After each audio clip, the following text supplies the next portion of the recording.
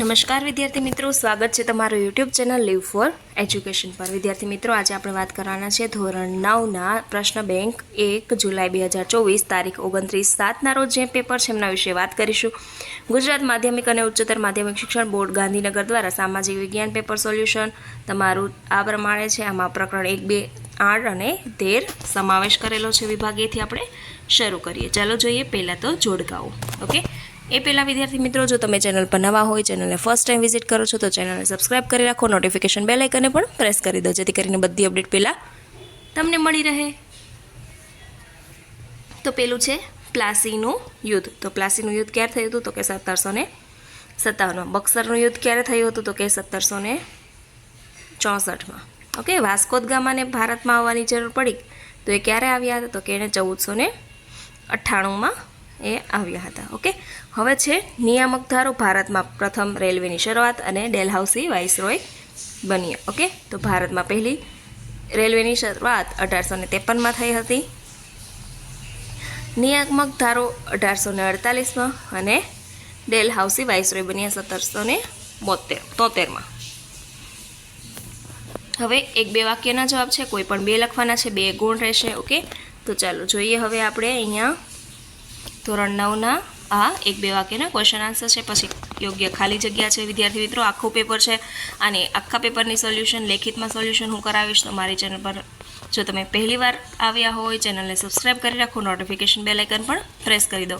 આ બધા જ આખા પીડીએફની સોલ્યુશન હું તમને કરાવીશ અને એની જો તમારે પીડીએફ ફાઇલ જોઈએ તો મારી ટેલિગ્રામ ચેનલ પર પણ રાખી દઈશ, તો તમે ત્યાંથી પણ જઈને ડાઉનલોડ કરી શકો છો અને વિડીયો પણ જોઈ શકો છો। ઓકે, ચાલો હવે 1-2 માર્ક્સના ક્વેશ્ચન આન્સર્સ જોઈએ।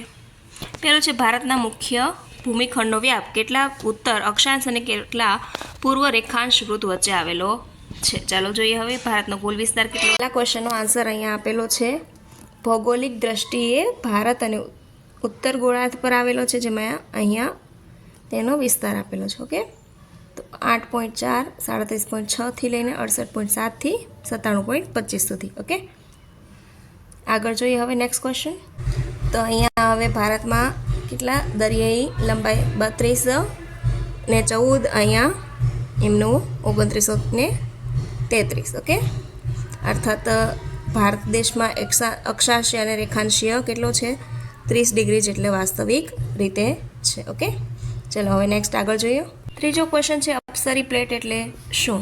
ઓકે, તો એનો આન્સર અહીંયા રહ્યો। તો વિદ્યાર્થી મિત્રો, તમે અહીંથી જોઈને પણ લખી શકો છો કે પૃથ્વીની સંરચના કેટલીક પ્લેટો એકબીજાથી દૂર જતી રહી છે, જેને અપ્સરી પ્લેટો કહેવામાં આવે છે। અપસરણની ક્રિયા અને ભૂપૃષ્ઠ પર સ્તરભંગ પણ થાય છે। ઓકે, હવે ચોથો ક્વેશ્ચન જોઈએ। અહીંયા આગળ આવેલું છે કે ભારતની મધ્યમાંથી કયું વૃત્ત આવેલું છે? તો અહીંયા શું આવશે? વિષુવવૃત્ત। ઓકે, હવે વિકલ્પો જોઈએ। અફીણના વ્યાપારના કારણે ખાલી જગ્યા અને ખાલી જગ્યા વચ્ચે યુદ્ધ થયું, તો અહીંયા શું આવશે? જર્મની અને ફ્રાન્સ। પ્રથમ વિશ્વયુદ્ધનું મુખ્ય કારણ શું હતું? તો કે અહીંયા આવશે વર્સેલ્સની સંધિ। બોલ્શેવિક ક્રાંતિ એ બોલ્શેવિક ક્રાંતિને મેન્શેવિક પણ કહેવાય છે।